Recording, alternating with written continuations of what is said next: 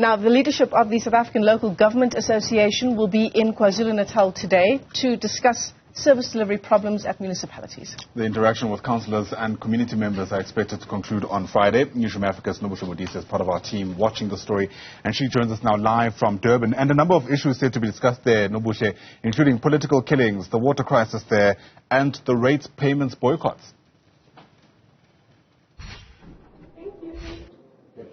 Indeed, those are some of the biggest talking issues. But if you want to zoom into the eThekwini Metro, for example, you'd know that in the province there are 54 municipalities, which include 10 districts, and then the eThekwini Metro, which is the only metro in the province. Now, if you speak of the metro, it has a number of issues on its own. You've mentioned the rates boycotts, but you will remember that April 2022 flooding also just exacerbated the situation in terms of infrastructure and the water situation.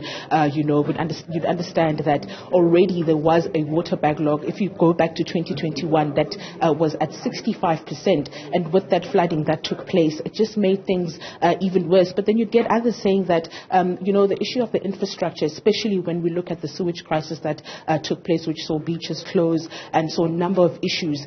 Some would say that yes, the April 2022 flooding did exacerbate the situation, but some of that infrastructure wasn't being taken care of in the first place. We speak of urban decay. If you go into the Durban city centre on its own, it doesn't look the way it was, if you say, about 7 years ago.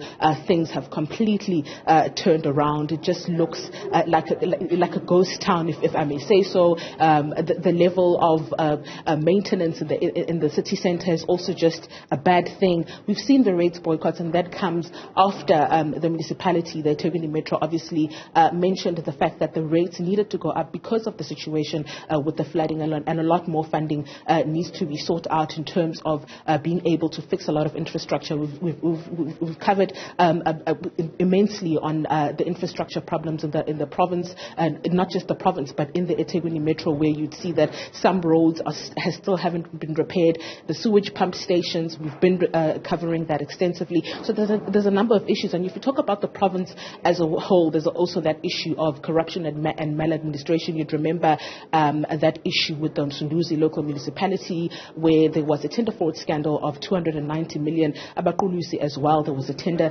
fraud scandal of about 4 million rand. And those are some of the issues that will be discussed here today. And it is a 3-day meeting, as you've mentioned, and we're hoping that the solutions that come out here will then spread out to the rest of the province, where you'd see, for example, like the King district and the Zululand district, where politics are at play, where you see those political killings taking place. In fact, there was a multi-party committee meeting yesterday where the former Premier of the province, Willis Mkhulu, was just speaking about the fact that part of the reason why we've seen such a high number of political killings, you would know that about 17 councillors have been killed in just the past year. And he says the reason for that is the proliferation of illegal firearms. And he's saying there's also a fear that as we head into the 2024 government elections, that we will see politicians at high levels being assassinated as well. So that's a serious problem, and that's obviously going to be discussed here today. So a number of issues that are going to be discussed here today, and we're expecting that the districts will have some kind of presentations. I know that the presentations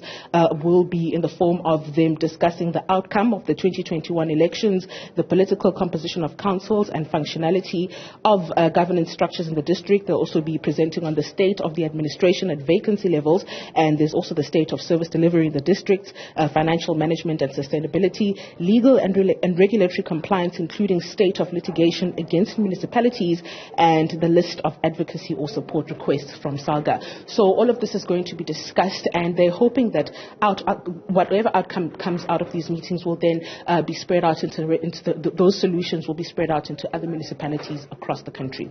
Modise, live shows there from Durban, certainly an important gathering that. Thanks very much indeed.